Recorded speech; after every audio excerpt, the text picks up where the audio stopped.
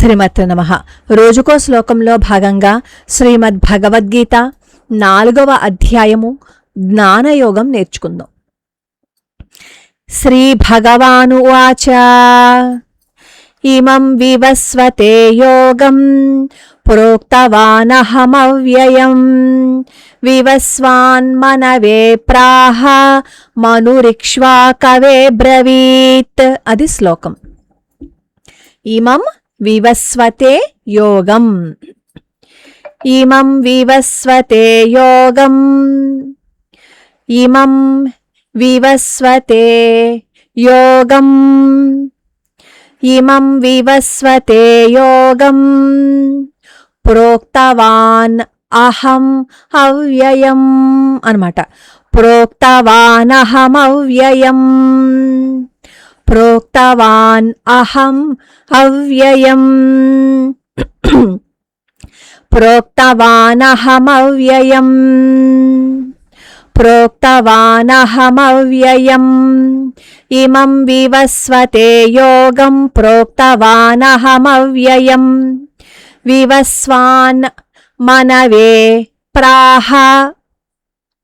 వివస్వాన్, వివస్వాన్ మనవే ప్రాహ, మనవే ప్రాహ, వివస్వాన్ మనవే ప్రాహ, వివస్వాన్ మనవే ప్రాహ మనురిక్ష్వాకవే బ్రవీత్.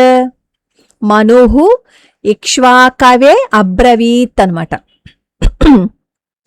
మనురిక్ష్వాకవే బ్రవీత్, మనురిక్ష్వాకవే బ్రవీత్ వివస్వాన్ మనవే ప్రాహ మనురిక్ష్వాకవే బ్రవీత్. ఇప్పుడు ఆ శ్లోకం మొత్తం చదువుకుందాం. శ్రీ భగవాన్ ఉవాచ ఇమం వివస్వతే యోగం ప్రోక్తవానహమవ్యయం వివస్వాన్ మనవే ప్రాహ మనురిక్ష్వాకవే బ్రవీత్. ఈ శ్లోకానికి అర్థం ఏంటంటే, నేను ఈ అవ్యయమైన యోగాన్ని మొదట సూర్యుడికి చెప్పాను, సూర్యుడు తన కుమారుడైన మనువుకి చెప్పాడు, మనువు తన కుమారుడైన ఇక్ష్వాకు మహారాజుకి బోధించాడు అని అర్థం అన్నమాట. భగవంతుడు ఈ జ్ఞానం ఇప్పుడే కొత్తగా పుట్టింది కాదు, సృష్టి ఆరంభం నుంచే ఉంది అని స్పష్టంగా వివరణ చేస్తున్నారు. మనం దీన్ని జీవితానికి అన్వయించుకుంటే, ఏదైనా గొప్ప విద్యను నేర్చుకునేటప్పుడు దాని మూలాలను గౌరవించాలి.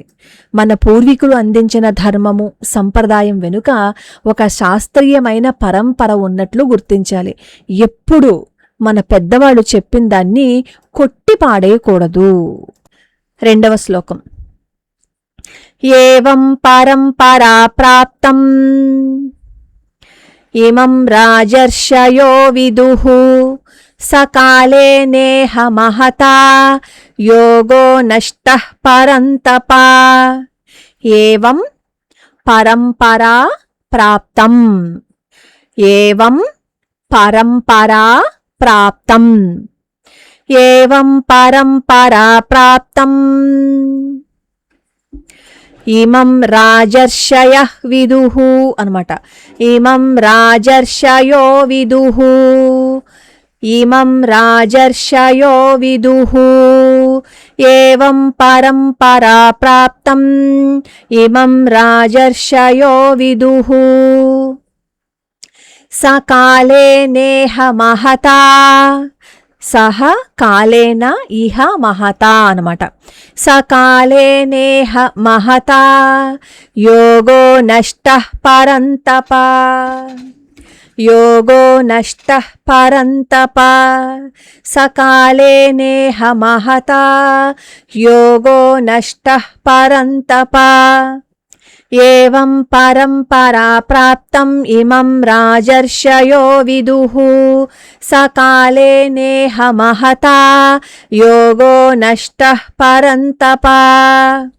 ఈ శ్లోకానికి అర్థం ఏంటంటే, ఓ పరంతప అంటే అర్జున, ఈ విధంగా గురు శిష్య పరంపర ద్వారా అందుతూ వచ్చిన ఈ యోగ విద్యను రాజర్షులు తెలుసుకున్నారు. కానీ కాలక్రమేణా అది ఈ లోకంలో మరుగున పడిపోయింది.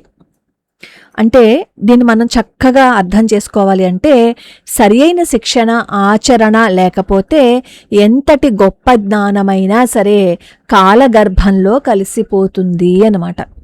ఇది మనం అన్వయించుకుంటే జ్ఞానం పుస్తకాల్లో ఉంటే సరిపోదు, అది ఆచరణలో ఉండాలి. మనం నేర్చుకున్న మంచి విషయాలను తర్వాతి తరానికి అందించకపోతే ఆ విలువైన సమాచారం అంతరించిపోయే ప్రమాదం ఉంది. పుస్తకాల్లో ఉంది కదా, పుస్తకాల్లో చదువుకున్నాం కదా అంటే సరిపోతుందా? ఆచరించి చూపించాలి. స ఏవాయం మయా తేద్య యోగః ప్రోక్తః పురాతనః భక్తోసి మే సఖా చేతి రహస్యం హ్యేతదుత్తమం.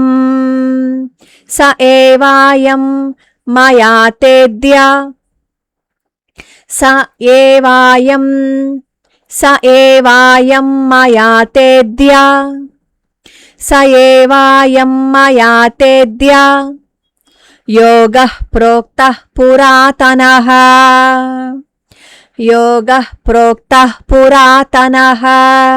స ఏవాయం మయా తేద్య యోగః ప్రోక్తః పురాతనః భక్తోసి మే సఖా చేతి రహస్యం హ్యేతదుత్తమం. భక్తోసి మే సఖా చేతి రహస్యం హ్యేతదుత్తమం. సఖా చ ఇతి రహస్యం అన్నమాట. భక్తోసి మే సఖా చేతి రహస్యం హ్యేతదుత్తమం. స ఏవాయం మయా తేద్య యోగః ప్రోక్తః పురాతనః భక్తోసి మే సఖా చేతి రహస్యం హ్యేతదుత్తమం. దీని అర్థం ఏంటంటే నువ్వు నా భక్తుడవి, అలాగే ప్రియమిత్రుడివి కాబట్టి అత్యంత రహస్యమైన ఉత్తమమైన ఈ పురాతన యోగాన్నే ఈరోజు నీకు మళ్ళీ ఉపదేశిస్తున్నాను అని అర్థం అన్నమాట. పరమాత్మ రహస్య జ్ఞానాన్ని ఎవరికి పడితే వాళ్ళకి చెప్పరు. ఎవరైతే అహంకారం లేకుండా శరణాగతి వేడుతారో వారికే అది లభిస్తుందన్నమాట. జీవితంలో రహస్యాలు లేదా లోతైన విషయాలు అర్థం కావాలి అంటే మనకి ఒక గురువు లేదా మిత్రుడు ఉండాలి. వినయము విశ్వాసము ఉన్నప్పుడే మనం ఏదైనా నేర్చుకోగలము. 4వ శ్లోకం నేర్చుకుందాం. అపరం భవతో జన్మ పరం జన్మ వివస్వతః కథమేతద్విజానీయాం త్వమాదౌ ప్రోక్తవానితి. అది శ్లోకం. అపరం భవతః జన్మ, అది విడగొట్టుకుంటే అపరం భవతో జన్మ, అపరం భవతో జన్మ పరం జన్మ వివస్వతః, పరం జన్మ వివస్వతః. అపరం భవతో జన్మ పరం జన్మ వివస్వతః కథమేతద్విజానీయాం. కథం ఏతత్ విజానీయాం అన్నమాట.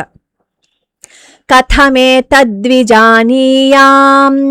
త్వమాదౌ ప్రోక్తవానితి.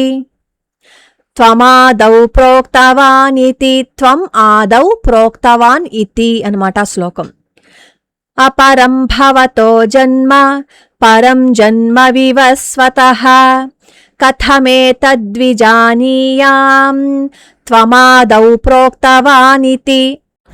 అర్జునుడు అడిగాడు, కృష్ణ నువ్వు ఇప్పుడే పుట్టావు, సూర్యుడు ఎప్పుడో సృష్టి ఆరంభంలో పుట్టాడు, మరి నువ్వు ఆనాడే సూర్యుడికి ఈ యోగాన్ని చెప్పావు అనే మాటని నేనెలా నమ్మాలి, ఎలా అర్థం చేసుకోవాలి అని అడుగుతున్నారనమాట. ఈ శ్లోకానికి అది అర్థం. ఇక్కడ అర్జునుడు సామాన్య మానవుడి ప్రతినిధిగా ప్రశ్నిస్తున్నాడు. కృష్ణుణ్ణి కేవలం ఒక మనిషిగా చూస్తే కలిగే సందేహం ఇదే కదా. మనకి తెలియని విషయాల గురించి తర్కించటం తప్పు కాదు. సందేహాలను నివృత్తి చేసుకున్నప్పుడే జ్ఞానం దృఢపడుతుంది. ప్రశ్నించే తత్వం పెంచుకోవాలి. ప్రశ్నించే వంకన వ్యక్తిగత దోషణ ఎప్పుడూ చేయకూడదు. 5వ శ్లోకం.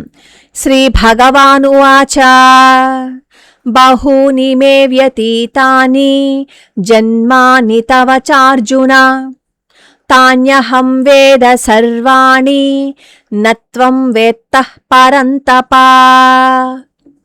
బహూని మే వ్యతీతాని బహూని మే వ్యతీతాని బహూని మే వ్యతీతాని జన్మాని తవ చార్జున జన్మాని తవ చార్జున. బహూని మే వ్యతీతాని జన్మాని తవ చార్జున. తాన్యహం వేద సర్వాణి నత్వం వేత్తః పరంతప. న త్వం వేత్త పరంతప. నత్వం వేత్త పరంతప. తాన్యహం వేద సర్వాణి నత్వం వేత్తః పరంతప. శ్రీ భగవాన్ ఉవాచ బహూని మే వ్యతీతాని జన్మాని తవ చార్జున తాన్యహం వేద సర్వాణి నత్వం వేత్తః పరంతప. 5 శ్లోకాలు నేర్చుకున్నాం. అప్పుడు కృష్ణుడు చెప్తున్నారనమాట, అర్జున, నాకు నీకు కూడా గతంలో ఎన్నో జన్మలు గడిచాయి. నాకు ఆ జన్మలన్నీ గుర్తున్నాయి. కానీ పరంతప నీకు అవి గుర్తులేవు అని కృష్ణ పరమాత్మ చెప్పారనమాట అర్జునుడు అడిగిన దానికి సమాధానంగా. జీవుడికి దేవుడికి మధ్య ఉన్న తేడా ఇదే. మనిషి మాయలో ఉండి గతాన్ని మర్చిపోతాడు. భగవంతుడు మాయను శాసించేవారు కాబట్టి ఆయనకి అంతా గుర్తు ఉంటుంది. మన జీవితంలో జరిగే ప్రతి సంఘటన వెనుక ఒక కారణం ఉంటుంది, కర్మఫలం ఉంటుంది. అది మనకి ఇప్పుడు గుర్తుండకపోవచ్చు. కానీ నేను కేవలం ఈ శరీరాన్ని మాత్రమే కాదు, నా ప్రయాణం సుదీర్ఘమైనది అని తెలుసుకుంటే కష్టసుఖాలని స్వీకరించే ధైర్యం వస్తుందన్నమాట. మనకి ఈ 5 శ్లోకాలు ఏం నేర్పుతున్నాయి? జ్ఞానం అనేది సనాతనమైనది. అది గురువు దగ్గర నుంచి అందుతుంది. మనకి భక్తి ఉండాలి. అలాగే మన ఉనికి ఈ ఒక్క జన్మకి మాత్రమే పరిమితం కాదు అని చెప్పి మనకి ఈ 5 శ్లోకాలు నేర్పిస్తున్నాయన్నమాట. ఇప్పుడు వరుసపెట్టి ఈ 5 శ్లోకాలు ఒకసారి మళ్ళీ చదువుకుందాం.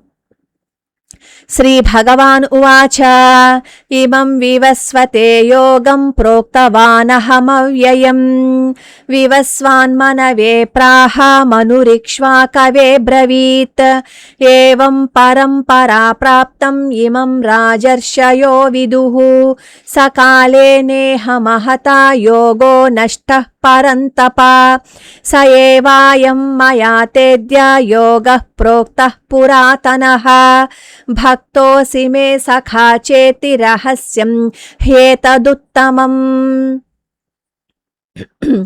అర్జున ఉవాచ అపరం భవతో జన్మ పరం జన్మ వివస్వతః కథమేతద్విజానీయాం త్వమాదౌ ప్రోక్తవానితి. శ్రీ భగవాన్ ఉవాచ బహూని మే వ్యతీతాని జన్మాని తవ చార్జున తాన్యహం వేద సర్వాణి నత్వం వేత్తః పరంతప.